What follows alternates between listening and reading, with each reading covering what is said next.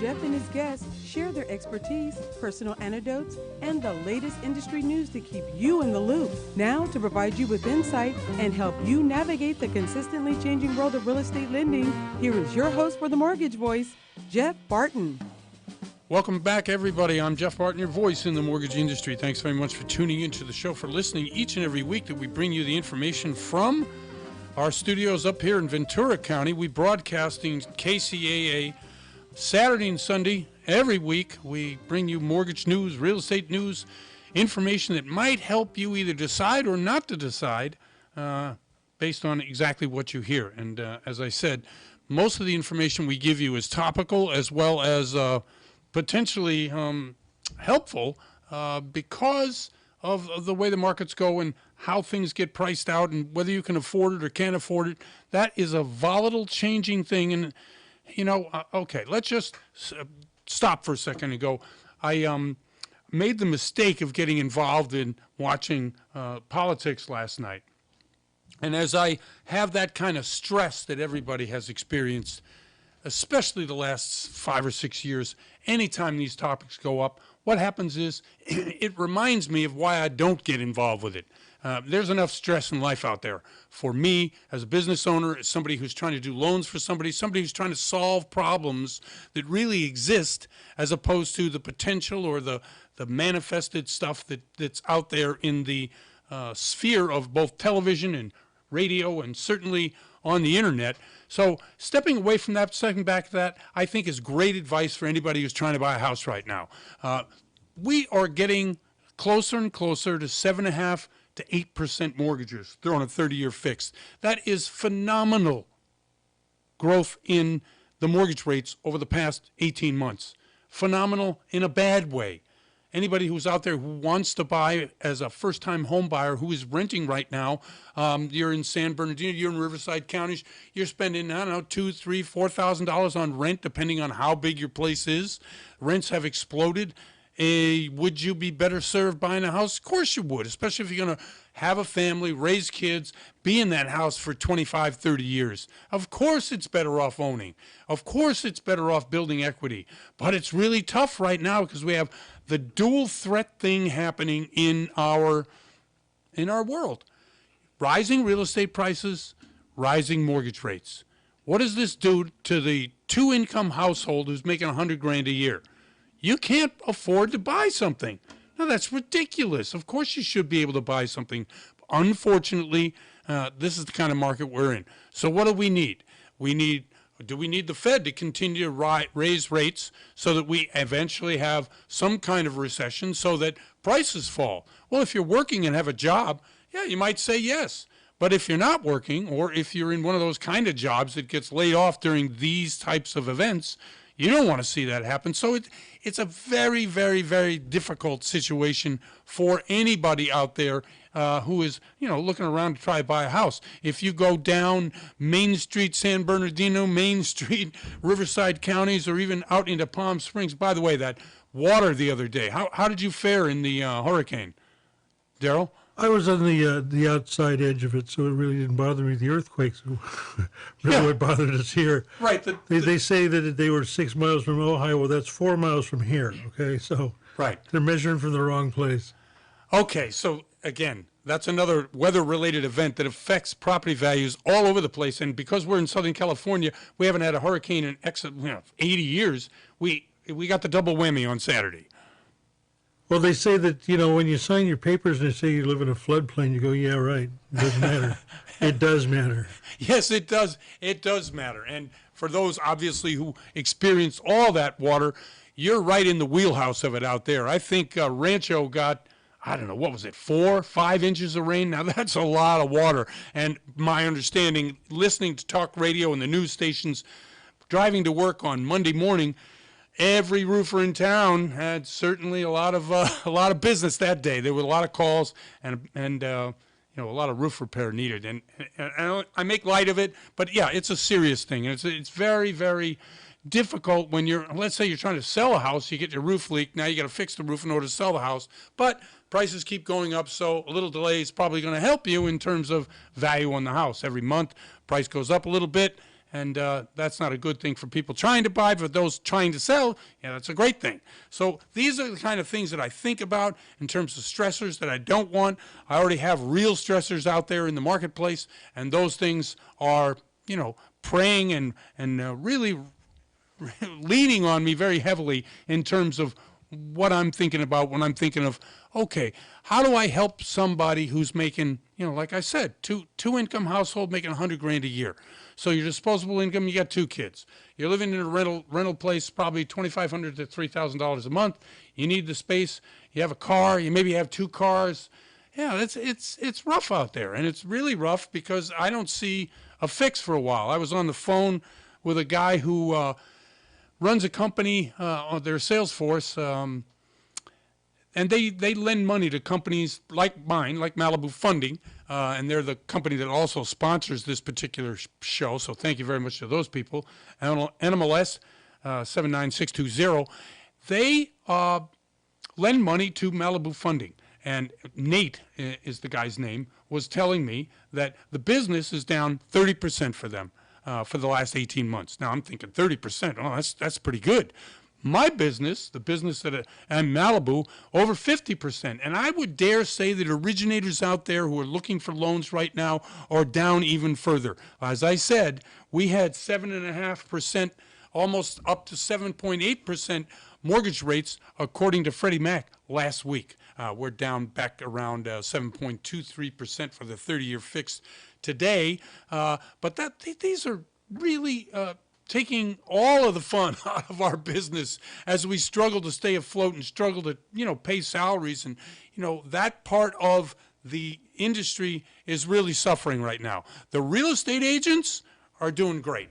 Anytime they sell, although there's too many of them, right? We went through this a couple weeks ago when we talked about the numbers of real estate agents, the complaints that real estate agents have, the lack of training thereof, and many in the state legislatures who want to up the requirement for being able to get a real estate license, to get a real estate broker license, to make it harder, to make it more like the legal profession or the medical profession, where you have to have a certain amount of training, a certain amount of schooling, and all of this in the face of what the NAR says. No, we have a code of ethics. We do train.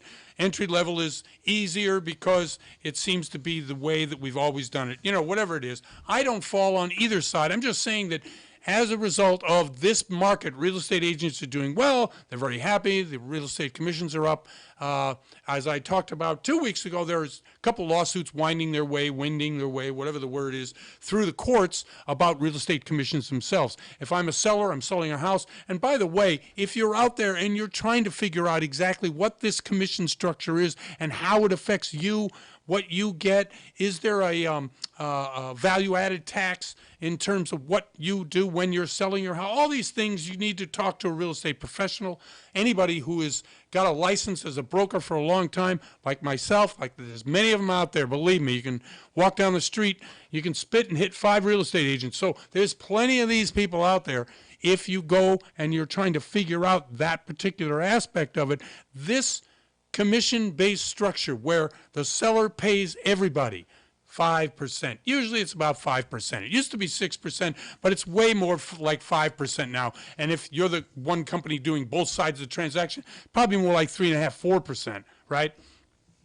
So if you are thinking about selling your house and you want to know, why does the seller have to pay the buyer's commission, the buyer's agent's commission? Well, the 2 lawsuits going through the courts, one got thrown out. It was in Massachusetts. But any court that entertains the changing of the commission structure as a legal point will affect real estate commissions nationwide. It's just the way it works. So they want to be able to separate buyer commission, the buyer pays. Seller commission, the seller pays. Now, will we get cooperation? Will we get the type of information that we need from sellers' agents to be able to represent buyers without having that shared commission based on the negotiated commission that the seller's agent has with the seller? Will that work? We're not quite sure. Anyway, there's a lot of that going on. If you're out there and you're looking for a house, keep looking. Prices, yes, they are high. The cost of the mortgage is high. But keep looking, because we're all waiting for the prices to fall, and we all think they will fall. It's just a matter of when. So you got to be on top of your market when you're looking. Okay, I'll be right back. I'm Jeff Barton, your voice in the mortgage industry. And as I said, we'll be right back. You're listening to The Mortgage Voice with Jeff Barton. We'll be right back with more in just a moment. For more information on today's topic, email Jeff Barton at info@malibufunding.net. Now, back to The Mortgage Voice with your host, Jeff Barton. Welcome back, everybody. I'm Jeff Barton, your voice in the mortgage industry. Thanks for tuning in to the show, for listening to us, for being a loyal audience. I'd never even say that, but this show's been on the air so long. I have people that calling me, writing me. They interact with the show, and I just want to appreciate everybody who does that. It's really nice. If you want to see the show, YouTube, of course, Jeff Barton, The Mortgage Voice. There's also themortgagevoice.com, but we're also on a number of podcasts. I don't know if we have that podcast list available, but... of course we do, Jeff. Excellent. Of course we do. Excellent. What is a couple of those podcasts? Oh, we've got Apple Podcasts, Spotify, Spreaker, Stitcher, iHeartMedia, Radio.com, YouTube, podclips.io, and, of course, themortgagevoice.com. Excellent. Okay, podclips.io. I'll give them a plug because I like those people. That's a central place where you can listen to many different podcasts, whether it's lifestyle or health or sports or business or finance. All these areas, they have a bunch of different professionals who come on and give great opinions, like myself on The Mortgage Voice. One of the podcasts that I listened to recently was about health, and you know what? I took some of the advice and I feel better. So go to the podclips.io. Great place for your centralized hearing of all these different podcasts. I'm Jeff Barton. This is The Mortgage Voice. And joining us once again is Charles Giscombe of United Security Financial, who joins us, talk a little bit about what's happening in the marketplace and also some of the products they might be offering. Charles, how are you? Great, Jeff. Thanks for having me again. Thank you very much as well. Tell me a little bit about what's going on in the marketplace. Now we see rates rising again. We see that the Fed is rolling off from their balance sheet a ton of the money that they put into buying mortgage-backed securities as well as treasuries. This is going to put a big crimp on the money supply available for mortgages, isn't it? I would say so. I would say that the different moves that they're doing are definitely going to tighten up a lot of the available money. As far as the interest rates are concerned, you know, we're all expecting that the interest rates will go up. They'll creep down a little bit, but they'll stay up for the most part. I think the average interest rate for a traditional mortgage right now might be about 7.6%. And that's the norm going on right now for a traditional loan. I'll tell you, a lot of individuals that I speak with are, you know, they're like playing double dutch. They're almost hopping in, hopping out, and they're asking what they should do. I always tell them you still should get out there, get involved, get in this market because you can still cut some really good deals. Even though the interest rates are high, everybody's interest rate's going to be high. Even if you got an 800 FICO score, right, the interest rate's not going to be normally what it was.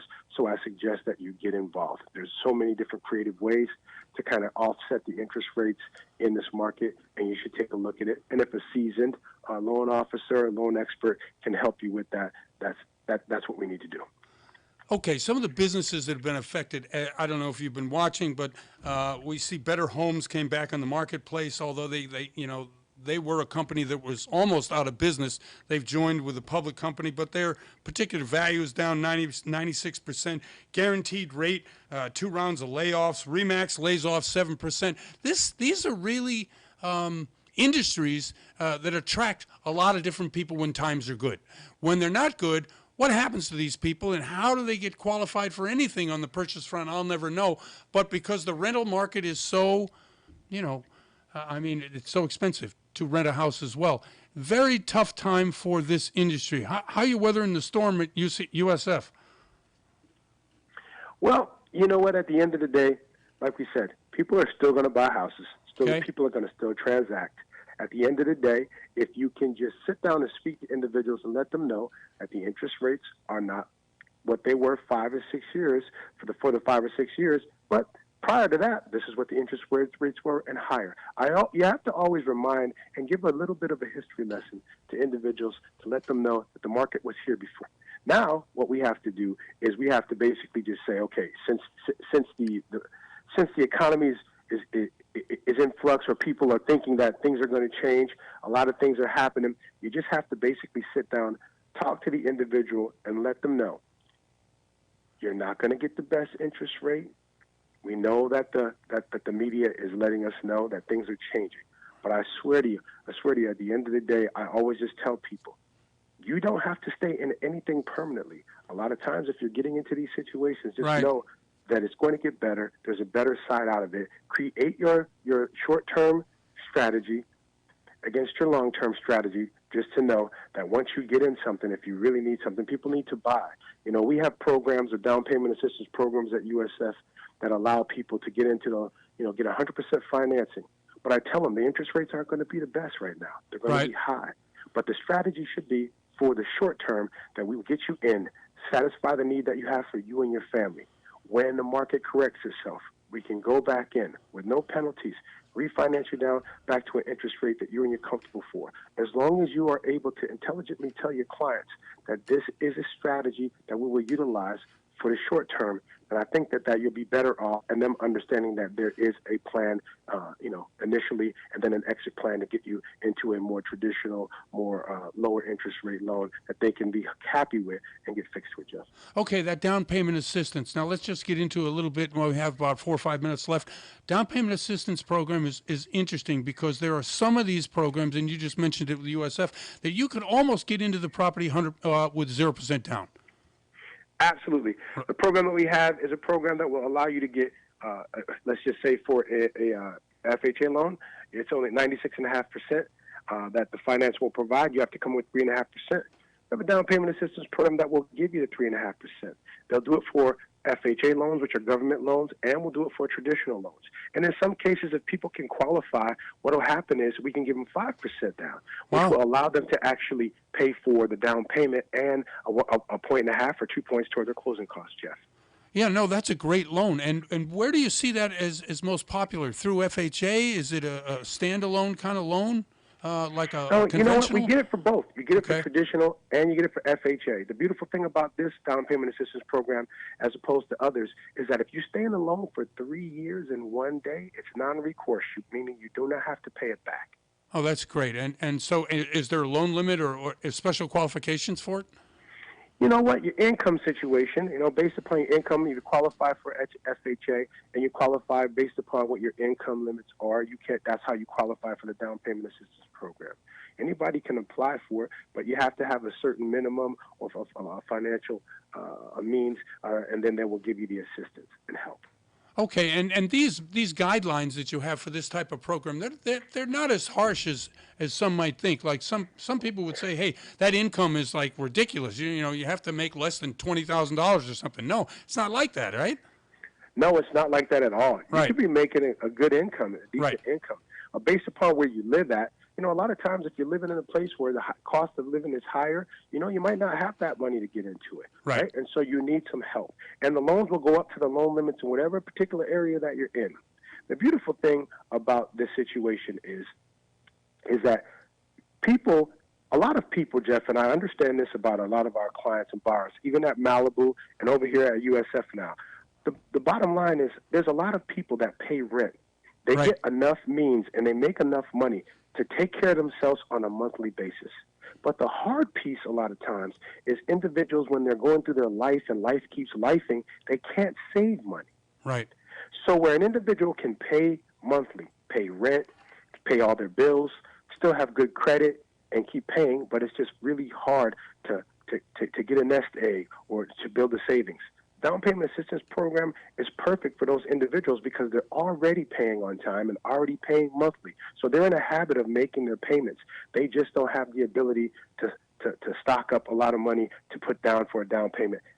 But some of these individuals, they make a lot of money. And if they're in a high-cost area, monthly, it just costs a lot of money. So the down payment assistance is not just for people that don't have it. It's for individuals that are making money, but still you might be in a high-cost area. It may be very difficult for you to save money because whatever's happened, because life never stops. It's relentless.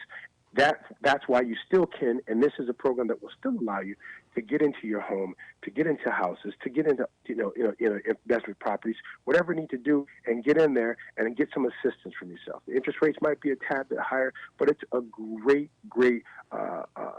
value-added service for individuals who can't save or don't have that nest egg to put down. Yeah, I love the DPA program. I really do. I think it's a way by which you can, see. And you know what? We've seen a lot of banks jump into it. So I'm glad you announced that today, that what you're doing, or not announce it, but at least talk about it. Listen, I'm up against it. If you could tell people how they can get in touch with you for one of these great DPA loans, that'd be great. Absolutely. Yeah, thanks. Yes, I'm here. Yes, you can reach me at the same old 702 number, 702-328-5191, 702-328-5191, or you can reach me at cgiscombe@usfwholesale.net. That's cgiscombe@usfwholesale.net. Excellent. Thanks, Chuck. Thanks very much for coming on. I really appreciate it. Thank you for having me, as always, Jeff. Of course. And I'm Jeff Barton, your voice in the mortgage industry. We'll be right back. You're listening to The Mortgage Voice with Jeff Barton. We'll be right back with more in just a moment. For more information on today's topic, email Jeff Barton at info@malibufunding.net. Now, back to The Mortgage Voice with your host, Jeff Barton. Welcome back, everybody. I'm Jeff Barton, your voice in the mortgage industry. Thanks very much for tuning in to the show, for listening to us each and every week as we come on and come to you Saturdays and Sundays. You're driving around, you're going to church, or maybe you're down at the hardware store, you flip it on, and you go, oh, yeah, that's that mortgage guy that talks about mortgages. There's lots of opportunities, even in a market where we have ascending rates, even in a market where we have ascending real estate prices, and all these things really. That's what we try to address here on the show, so thanks for tuning in. If you want to see the show, we're on YouTube. Jeff Barton, the Mortgage Voice, is on YouTube. Hundreds of shows there, and certainly we try to keep it updated ASAP. TheMortgageVoice.com, yes, that's my website. You can go there as well. Some of the guests that are on the show are on that site. We have a number of them. You can contact them directly. We try to let you be able to go direct to them rather than come through me as the filter. Anything that we can help you out in this area, we're going to do. Joining us for the first time is Jordan Threet from Next Us Lending, who has been a partner with Malibu Funding, the company that sponsors the show, for a long, long time. Anyway, he joins us now. Jordan, how are you?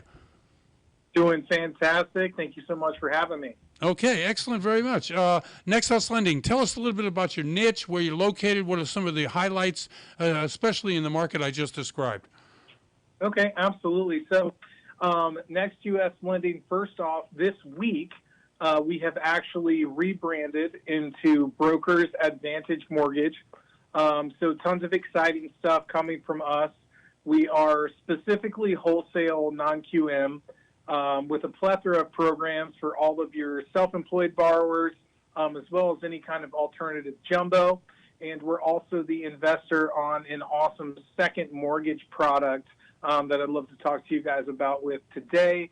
Perfect for this market where you're having a lot of people who have a low first rate, want to hold on to that, but maybe need a little bit of equity taken out to take advantage of paying off these, high interest credit cards, or any kind of, upcoming large expenses that they might be having to deal with in their life. Great. Hey, let's talk about that. Let's talk first qualification, second rate. I don't know if you like to have the first as well as the second, or you do standalone seconds, or you do HELOCs. Tell us a little bit about this product. So our product is a HE loan. So it's not a line of credit. It's going to be a lump sum of cash. Okay. It's perfect for paying off those high interest credit cards. Our product specifically can do owner-occupied second homes as well as investment properties, and anybody with a 660 FICO and above is going to be able to qualify for that product for us. Okay, look, the phones are ringing already. That's awesome. Boy, that's immediate. As soon as you talk about it, phones start ringing. Okay, so this is obviously a very good product, especially as you described. Look, we got 3% interest rates out there. I mean, we got another 20% equity in the house. How do I take advantage of that? And this seems to be the product. What are the rates that you start at? And are they adjustable rates? Are they fixed? How does it work? So for ours, you have a multitude of different amortization programs. We can do 10, 15, or fully amortized over 30. Okay. All our programs are going to be fully amortized. with a 700 score, you can go all the way up to a 90% CLTV, and that would be on a full doc type loan file. Okay. But the coolest part is we also offer this as a non-QM lender. We have the advantage of being able to qualify your self-employed borrowers who are taking advantage of, getting to write off large amounts of, things off of their taxes for their businesses. So they can qualify as well for this program on our bank statement program, all the way up to 85% on an owner-occupied program. As far as rates are concerned, obviously it's going to vary a lot depending on your CLTV, so your first and your second combined LTV in the home. But they're starting as low as 9.5%, and it kind of goes up from there depending on situations. And it's a great opportunity for people, especially on that bank statement that might have a lot of options. Okay, so a scenario that comes to mind immediately. I got a 3%, it's a 30-year fixed, I got equity in my house, I go up to this 90% because I have a 700 FICO score. Let's say the rates drop in a couple of years, even your second's rates drop. Do they have an opportunity to refi just the second, or do they have to refi the whole thing? How does that work?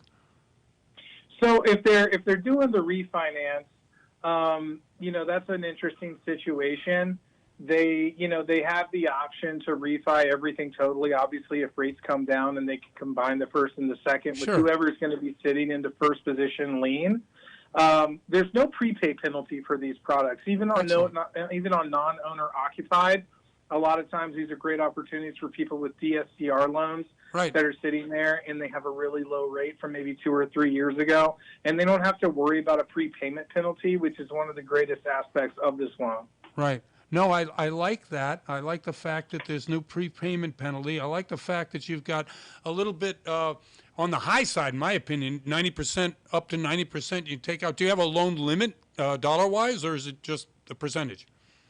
So 2 limits to take into account are going to be your max combined lien. Okay. The max combined lien for first and second is going to be maxed out at $2.5 million. Okay. The total loan amount that they can receive is $550,000.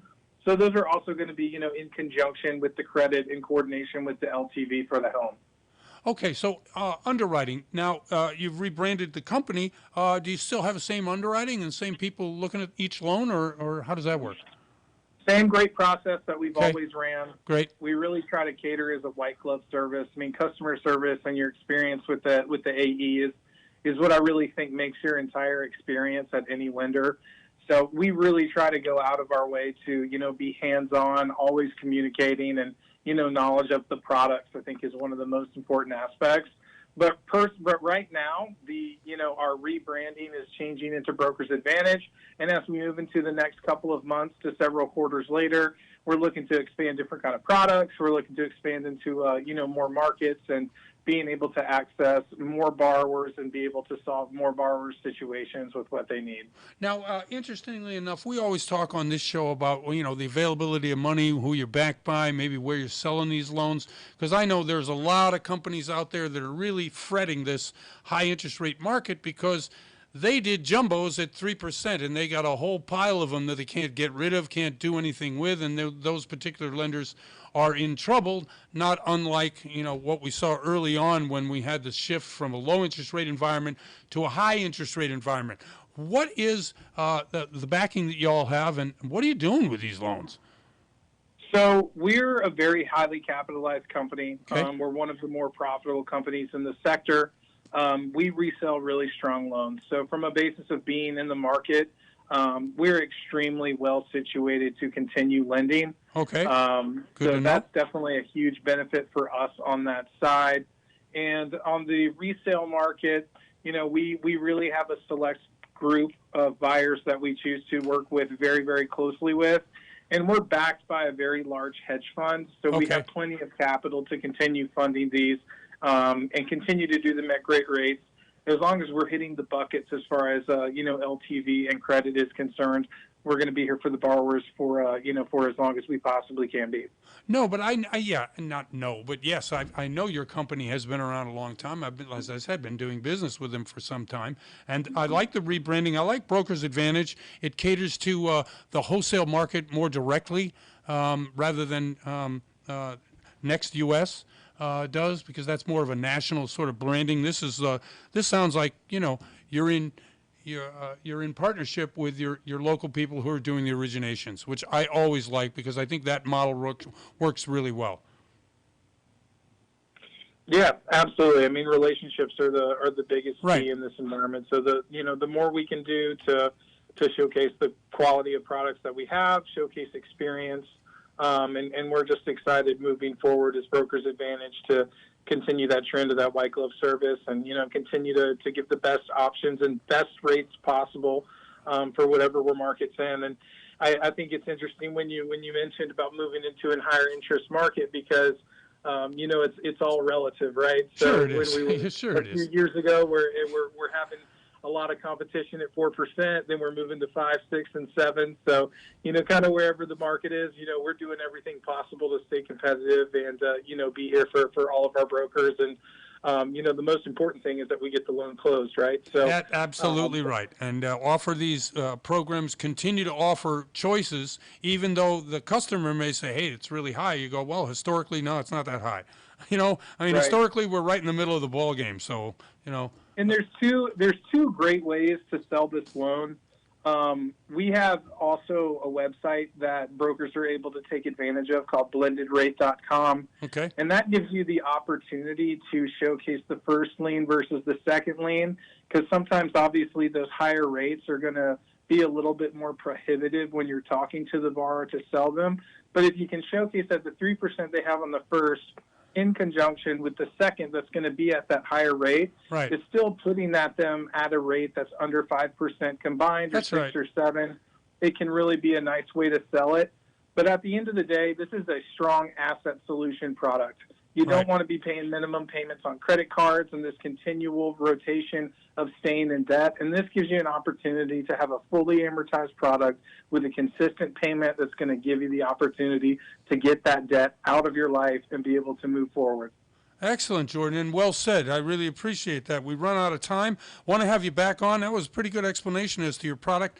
If you could, would you let people know how they might be able to get in touch with you directly?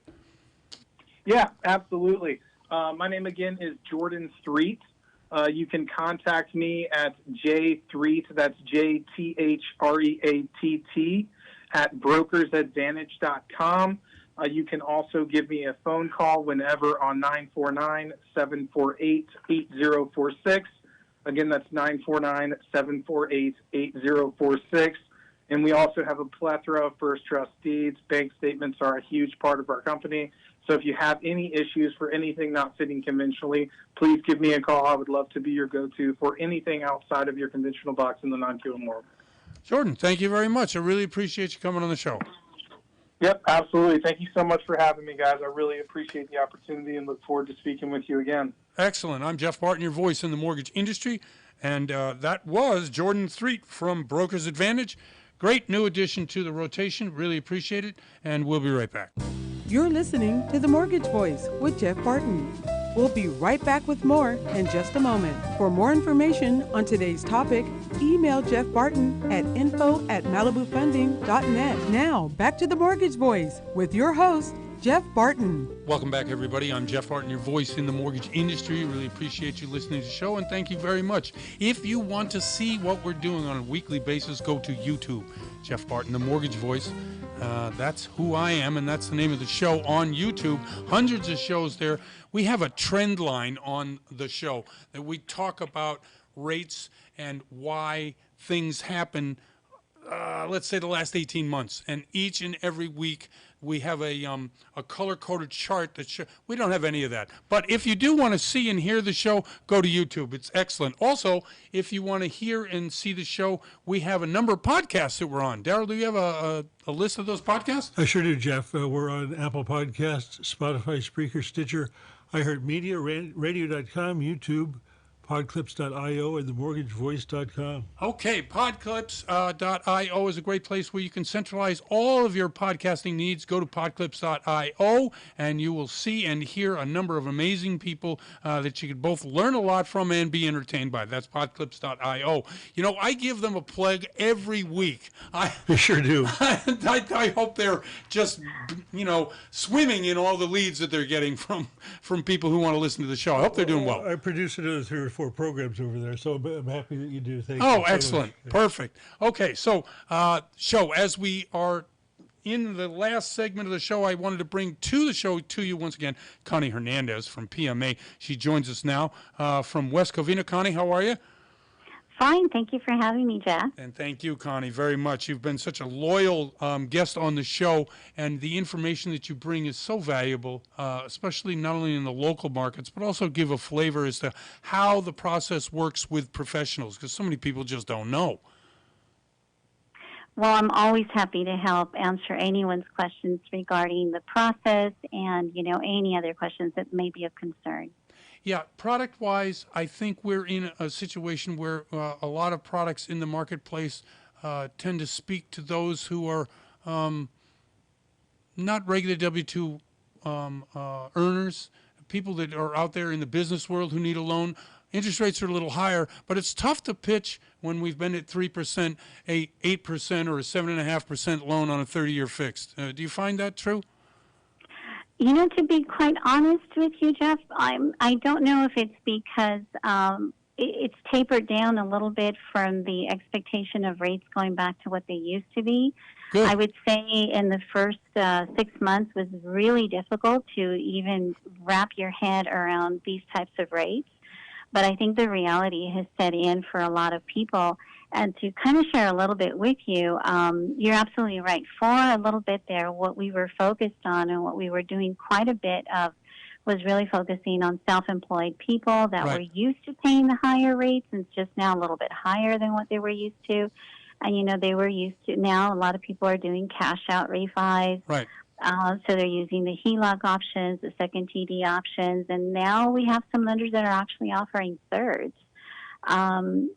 Sometimes those are, if the equity's there, right? I mean, because you have to remember, a lot of these people have paid down their loans substantially over the years. Right. And they may have traditional HELOC from their lender, and they don't really want to touch that. And now there are actually people out there offering third TD trustees. Wow. So that's kind of an option there if people want to leave their HELOC alone, but they need maybe a loan to maybe do some remodeling, pay off some debt, but they don't really want to either use their HELOC for whatever reason because those rates are adjustable and they don't want to give it up either. They don't want to close it. But with that being said, you're absolutely right. The market has definitely taken a turn. I do have trickles, and I do mean to say that honestly, trickles. Okay. Trickles of business of people that obviously are higher income earners, still on a W-2, that feel that this is a younger generation, by the way. We're talking about, from mid-30s to maybe early 40s. Okay. That are career-driven young couples that both work, and they realize that if they're going to own a home, that they're just going to have to come to the realization that they're going to pay $800,000 for their home, and they're going to pay a 6 to a 7% interest rate, and they're doing it with the expectations that they are actually a little bit more financially capable than I think some of the clients that we were working with. Because you have to remember, I think a lot of certain generations have either were able to either advance in their careers and now they're making a bit more money, right? And or they were at home with parents and were able to save money for the last 5-10 years. Right. I can see that from personal experience. That's funny. Funny that you say that, not because it isn't true, but just because, I hadn't even thought about it like that. But of course, there's a lot of people who have stayed at home, saved money. Now they can go out and buy a house with a down payment. Yes, as a matter of fact, again, personal experience. My son has stayed home for 10 years, and because obviously he's at home, not paying these outrageous rents out there, he's able to save close to $80,000. So that gives him a comfortable down payment. Versus the clients of maybe 10 years ago, where they had a good job, but they had 3 or 5% down to work with. Right. So I think that's where there's a bit more opportunity for us to kind of look for those particular clients. So there's still clients out there. They're just not they're not as what should I say, as numerous as before. Yeah, no, I think that's true. And I think rising real estate prices are really you can take a rise in the interest rate, but if you double that up with a rise in the cost of what you're going to buy, that's hard. And you really have to project out, like you say, young professionals, that two-person home, both people working. Yeah, you might be able to say, okay, we can afford that. But how many of those are out there? I think there are a lot of traditionals where one stays home and watches children and the other is out working. I think that there's still a lot of those people, and it's really tough to get them to understand, what they can afford, because I don't think they can, unless they go way up to 15. Well, Jeff, something that I've come across quite a bit, not as often as before, but I'm finding that people are actually kind of joining forces to purchase a property, and with the expectation of doing ADUs on the property once they've acquired the property. Well, that's a good strategy. And I actually did a small course in it, or not, more like a workshop. And it actually turned out really well. I didn't really invite too many people, but I just kind of wanted to get a feel if people would be open to that. And you have to remember, now it becomes a business, right? Now you're in business with another couple or another person, knowing that you're going to convert the house into some type of ADU situation. So you still have your separate living quarters, with the expectations that, once you've built up enough equity in it, you can sell the property and maybe go on your own. How do you recommend people hold title when they're in a situation like that? Or obviously you don't, because you're a real estate agent. You get them hooked up with either title or some kind of an attorney to figure out how they're going to split equity? Yes, I ask them to review the options that title gives us. Obviously, it really is specific, because if the two couples have no children, or if the two couples are related, the situations are very different depending on their individual situation. But for the most part, we always recommend tenants in common. We don't really recommend it, but we suggest that they look into that option, and with the recommendation of their attorney and their CPA, to make sure that it's not affecting, their tax liabilities, or nothing that they're not going to be shocked with. And obviously, seek even a title company will answer those questions for them. But I basically provide them with the different options. And if they have questions regarding that, many times I can get someone on the phone that's an expert in that area, and they're not hearing it from me directly, but they are hearing it from someone in title. That's excellent information. So you talked a little bit about the third. You talked a little bit about this particular way to own home ownership. All really clever ways by which you can just use what you have, but still get in the game. And I think that's the important part of it. Well, we have shared many years in this business, right? So we have to become creative for our clients and be able to offer them options. Yeah, no, I agree 100%. Listen, we're out of time, but I want to give you an opportunity to let people know how they might be able to get in touch with you, and maybe where you're located, things like that. Absolutely. My name's Connie Hernandez. My direct line is 626-422-2017. Our office is in downtown Covina, right on the corner of Padilla and Citrus, 101 North Citrus Boulevard, Covina, California. Okay, Connie, thank you very much. I do appreciate you coming on the show, as always. Thank you, Jeff. Thank you. That's Connie Hernandez from PMA. I'm Jeff Barton, your voice in the mortgage industry. We'll be right back. You're listening to The Mortgage Voice with Jeff Barton. We'll be right back with more in just a moment. For more information on today's topic, email Jeff Barton at info@malibufunding.net. Now, back to The Mortgage Voice with your host, Jeff Barton. Welcome back, everybody. I'm Jeff Barton, your voice in the mortgage industry. Thanks very much for tuning in to the show. As we're here each and every week, we try to bring you the best of what is out there is in terms of information and some opinion. Obviously, I've been in the business a long, long time, and I have many, many opinions about what happens in the real estate world, whether it's fair, whether it's right. But most of it is about trying to see if you can buy a house, whether the house is too high in price or whether there is too high in the mortgage rates. Both of these things are going to affect your decisions. If you want to see the show, we have many, many shows online. Go to YouTube, Jeff Barton, the Mortgage Voice.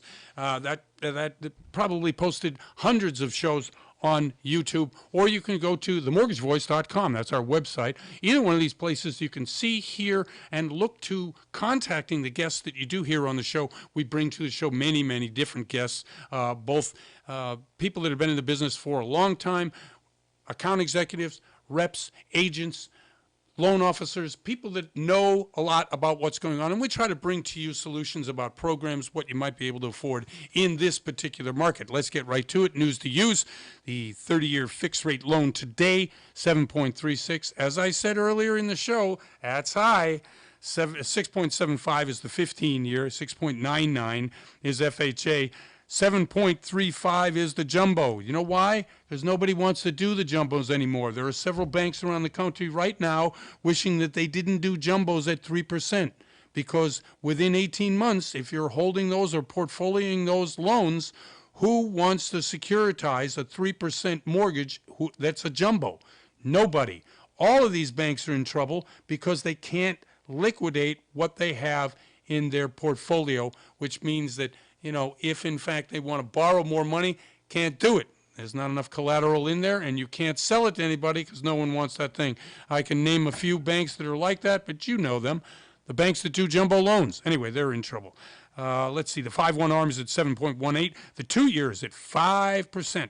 5% on a 2-year. So if you have the ability to get out there and buy treasuries at 5%, you probably get a discount on the purchase price as well.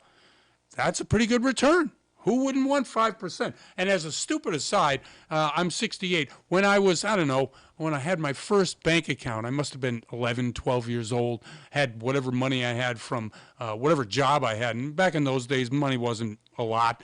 But my passbook savings account in those days, early 60s, 5%. Unbelievable, right, Daryl? I had exactly the same thing. Yeah, exactly. And that was a big deal. And I didn't know percentages from, you know, but if you look at it historically, yeah, they were around there, and we might see even more. Anyway, the 10-year is at 4.229. As you can see, the spread has been narrowing, although we get these fits and starts as to the acceleration and the deceleration of treasuries, of the bonds that they're being sold in the open market. I have a lot of things randomly. We've got the Fed meeting at Jackson Hole. They do this every year, and they come out with their prognostications for the future, as well as a review of what they've been doing, mainly been trying to raise rates to keep inflation in line. Now, we've got inflation certainly a lot less than it was, but stubborn things like food, oil, not oil, I mean gasoline. And it's funny, I say oil. Oil is at about $78 a barrel today. And we see gas prices. I buy not the cheapest, but the medium one. I don't know, what do they call that? Do you know what they call the medium grade? Extra regular. Okay, is that what they call it? Plus, I think. I don't plus. know what it is, but my car seems to like the better gas. It's not Supreme, it's Plus. Yeah, okay, very good. It depends on the gas station, but there's 3 choices. I usually choose the middle one. $6 a gallon. $6 a gallon. Now, when we were really complaining about gas prices, now you hear it, you know, like I say, you might hear it in a debate, or you might hear it from, you know, your online right or left people decrying the cost of gasoline, and I do it too. But $6 a gallon was when oil prices per barrel were $140, and that was, I don't know, not even that long ago, but it was 3 or 4 years ago. Now we're getting $6 a gallon when the price of barrel of oil is $78. That's half what it was when it used to go. I just think we've been desensitized, well, to so many things, right? And I think there's not a lot of attention paid to just people who can't pay that anymore. I think one of the reasons is that OPEC sees the writing on the wall, that the oil companies here in the U.S. see the writing on the wall, that electric vehicles are here to stay, and whether it's 10 years, 20 years, 50 years, the electric vehicle will eventually be the dominant car on the road, and maybe the only car on the road. And because of that, you try to, squeeze the last drop of, the last bit of money out of the poor consumer out here who's just trying to get to work. But $6 a gallon of gas, that's too much. But in Jackson Hole, these inflationary raises of anti-inflationary raises of the interest rate by the Fed. Will we continue to raise rates, or will we be done with that? There's always the reverse thinking on all this.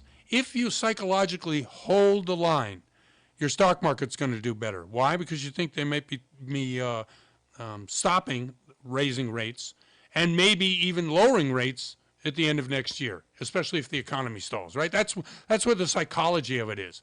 But the Fed has another trick up its sleeve. It's not a trick. I say that because it's something I'm saying. The Fed has a balance sheet which is roughly 4 trillion, 5 trillion, 9 trillion. I don't know. It's enormous, because for all those years that they were buying mortgage-backed securities and buying treasuries as part of the quantitative easing, making it so that borrowing, making it so that there was still a market in both of those entities, in treasuries and mortgage-backed securities. Well, they made their balance sheet so big. So if they start to let these securities, what they call, roll off the balance sheet, meaning that they mature, you pay them off and they're done. That is also going to suck up the money that's in the system in order to have that to be able to be done. That's what's going to happen. And so you're not going to raise rates, but you're going to keep borrowing tight and the money supply short, because treasuries are being either sold or rolled off the balance sheet at the Fed. This is the other thing that we talked about, I haven't talked about in a while, because there's been such a raise in short-term interest rates. It's almost a shocking raise to the system. Now, you're out there and you're trying to figure out how you're going to pay for a mortgage that you want to get on a new house costing $750,000, and you can't really factor in why it is that the banks have gotten tougher in terms of approving you. The mortgage companies are pushing you into products that you might not necessarily want to do, because the interest rate is over what I've quoted it here at 7.36% today on a 30-year. But because you can't match the criteria of that particular loan, you have to get pushed into a non-QM loan. Now, these are good loans, but the interest rate's higher. So can you really afford it? I don't know. That's the problem with what the Fed does when they don't raise rates, but they roll their mortgage-backed securities and their treasuries off the balance sheet. Now, obviously, the Fed can't run around with a $9 trillion balance sheet. That's not good for anybody. And we tend to forget that that's what happened and got us through the really bad times and kept interest rates at 3%. We're so quick to forget. I was thinking today that it was only 8 years ago that Barack Obama was president.